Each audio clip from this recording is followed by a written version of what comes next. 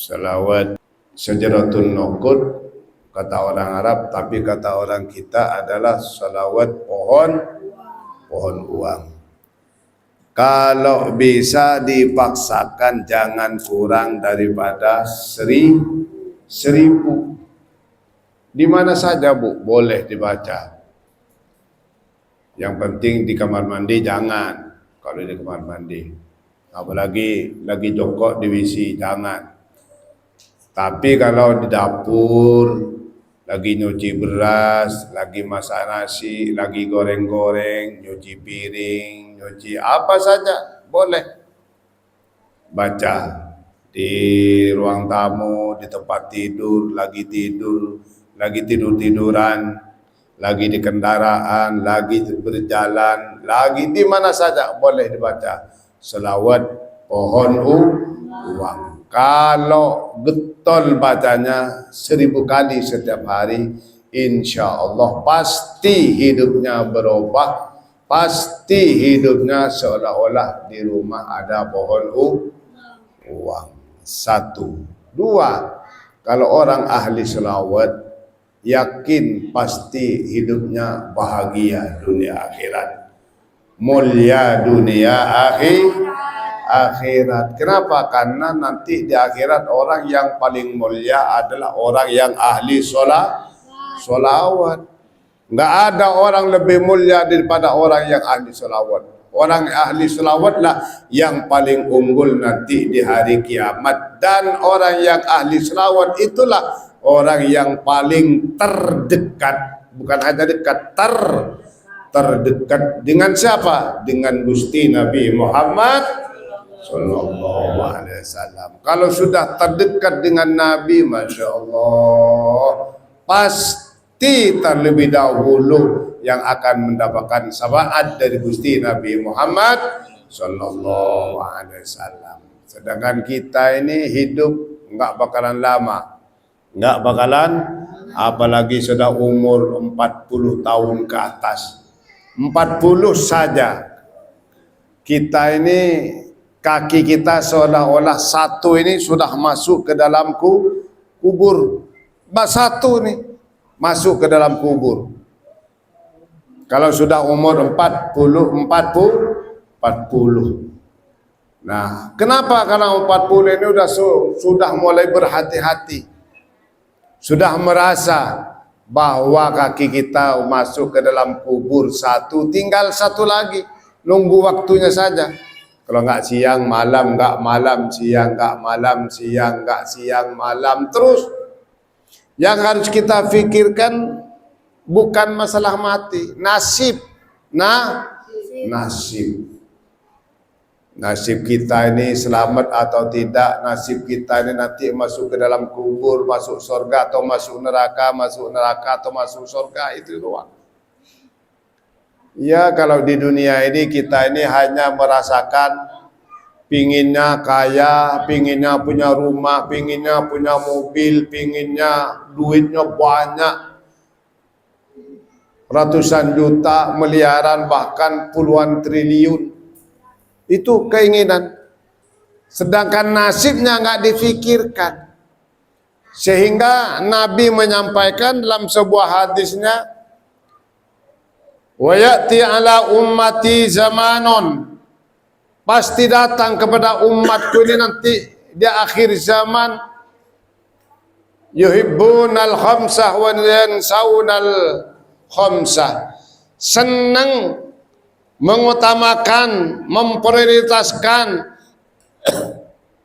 mencintai 5 perkara dan melupakan atau melalaikan atau tidak memperhatikan 5 perkara. 5 perkara aja yang disenengin, 5 perkara aja yang dicintain. 5 perkara apa? Kata Nabi melanjutkan dalam sebuah hadisnya, yuhibbunad dunya wa yansawnal akhirah. Nanti di akhir zaman, kata Nabi, yakni sekarang ini, orang-orang berbondong-bondong mencintai dunia dan melupakan akhirat. Senang dunia, senang duit, duit saja, urusan perut saja, itu yang dipikirkan. Kalau oleh-olehnya buat akhirat, bekalnya buat akhirat, nasibnya nanti di akhirat, masa bodoh seolah-olah. Ya Allah, masa bodoh. Sehingga apa? Sehingga melupakan sholat, melupakan pengajian, melupakan amal, melupakan dan melalaikan oleh-olehnya, bekalnya, persangonnya untuk menuju ke alam kubur. Masya Allah. Kenapa? Karena saking cintanya dunia, mengikuti setan yang melalui manisnya harta. Karena memang di akhir zaman ini, kata Nabi, tandanya kiamat yang amat sangat menonjol, yang amat sangat mendominasi bagi mata kita semua ini adalah yatatawaluna fil bunyan. Orang bermegah-megah, berkaya-kaya, saling kaya satu dengan yang lain, saling banyak duitnya satu dengan yang lain, saling laku satu dengan yang lain. Tuh. Kalau orang Madura bilang cung-cungan tentang dunia, cung-cungan tentang kekayaan, cung-cungan tentang apa namanya itu, rumah gede-gedean, bagus-bagusan, mobilnya juga bagus-bagusan. Ya Allah, melupakan akhirat. Sedangkan diri kita ini nggak lama lagi. Semuanya temporer dan besok pasti tidak dibawa semuanya. Nih banyak tetangga kita ini yang kaya-kaya sudah pada mati. Ini sebelah ini juga kaya mati, nggak usah sebut namanya, mungkin tahu kalian. Situ tuh kaya mati. Ini depan kita ini juga. Udah mati juga, kaya. Kawan saya juga ini di komplek PTB, rumahnya bagus itu, tingkat, cakep. Undang saya kemarin dulu makan-makan ke rumahnya Lebaran, mati, nggak dibawa sama sekali. Makanya orang melupakan akhirat. Hatta zurtumul makobir. Kecuali masuk ke liang lahat, masuk ke dalam kubur, baru manusia itu sadar. Iya, saya selama ini numpukin harta, numpukin duit banyak banget, ternyata nggak dibawa. Sedangkan hidupnya pelit, kikir alias Masya Allah.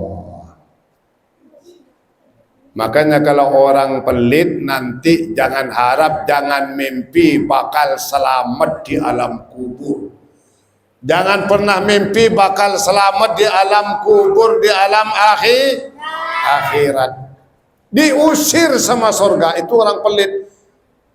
Walau abidan, kata Nabi, walaupun dia ahli ibadah, ahli berjamaah, ahli sholat, ahli tahajud, umrah kalau perlu tiap bulan, tiap 2 bulan sekali.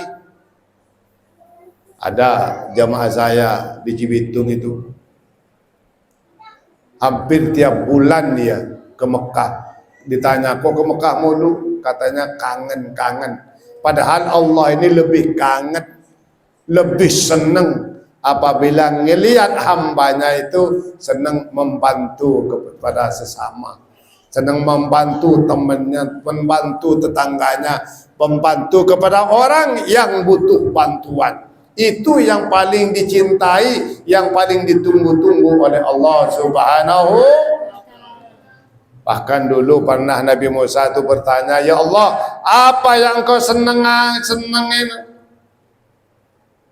tentang perbuatanku, tentang amalku, tentang ibadahku, mana yang engkau senangi ya Allah? Kata Nabi Musa, apakah engkau tuh senang tentang solatku? Kata Allah, enggak begitu senang. Solatmu ini adalah untuk dirimu sendiri. Puasaku enggak.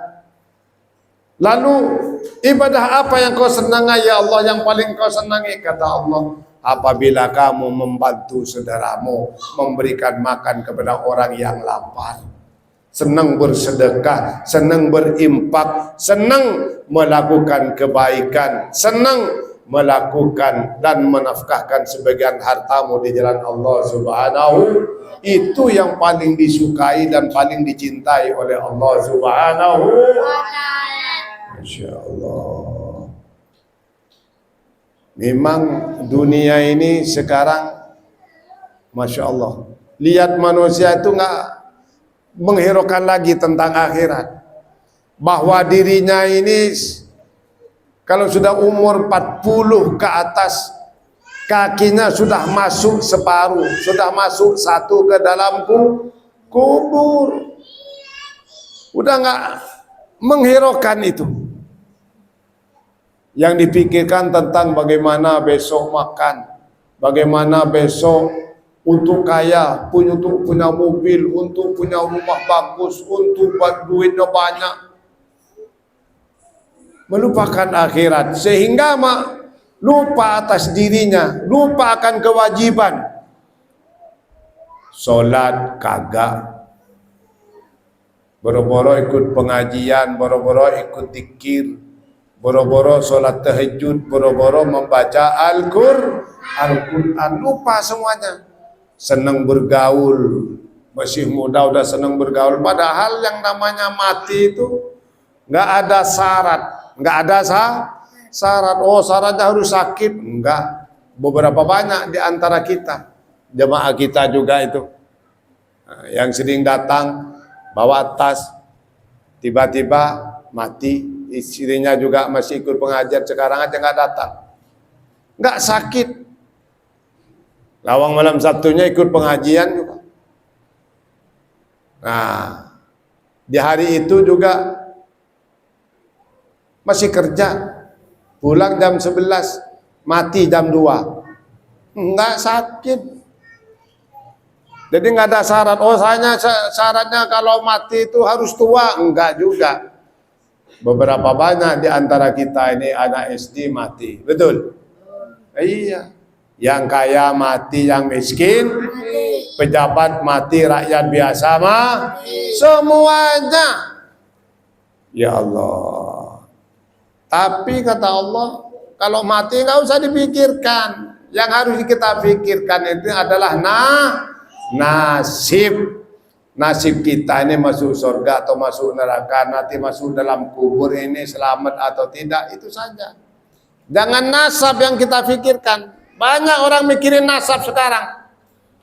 Nasab Alawi mulu yang di YouTube itu, yang di Facebook yang dibicarakan. Diundang ceramah sana sini ngomongin nasab yang dipikirkan. Nasab orang dirubah-rubah, nasab orang digagal-gagalkan. Masya Allah. Apalagi nasabnya Gusti Nabi Muhammad Sallallahu Alaihi Wasallam, itu yang dikecam-kecam. Sedangkan Cina didiemin aja.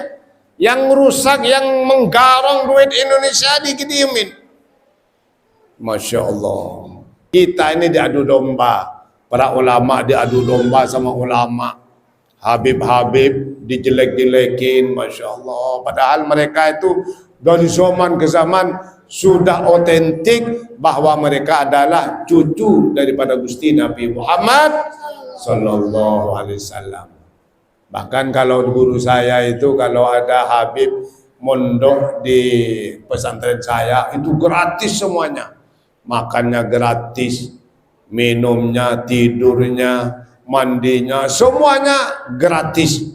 Bahkan pulang aja masih dikasih persangun. Pulang aja dikasih ongkos sama guru saya, Ki Alawi Muhammad, Madura Sampang itu. Ya Allah. Jadi yang namanya Habib mondok di sana itu nggak ada yang bayar itu. Masya Allah. Saking hormatnya guru kita kepada Habib Durriyah, cucu baginda Rasulullah sallallahu alaihi wasallam. Masya Allah. Dan beliau ini ngasih makan, ngasih gratis pada Habib-Habib itu bukan semakin habis hartanya, malah semakin berlimpah sehingga menjadi orang yang terkaya. Pom bensinnya banyak,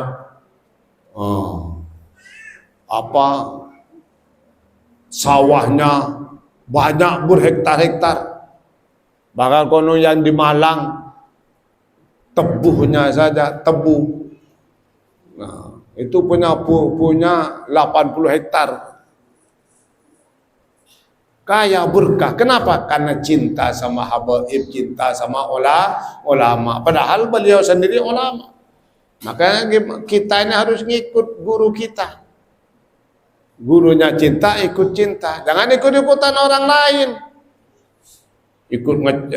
Orang lain ngecam jelek-jelekin, ikut ngejelek-jelekin, ikut-ikutan. Nah, kembali lagi ke zaman sekarang. Kata Nabi, orang itu akan melupakan 5 perkara karena saking cintanya pada 5 perkara. Yang pertama, orang cinta sama dunia, melupakan akhirat. Di zaman sekarang memang amat sangat menonjol dan sangat nampak ke mata kita bahwa orang lebih cinta dunia ketimbang nasibnya nanti di akhirat. Lalu selanjutnya minggu depan akan sambung lagi. Wassalamualaikum warahmatullahi wabarakatuh. Tutup.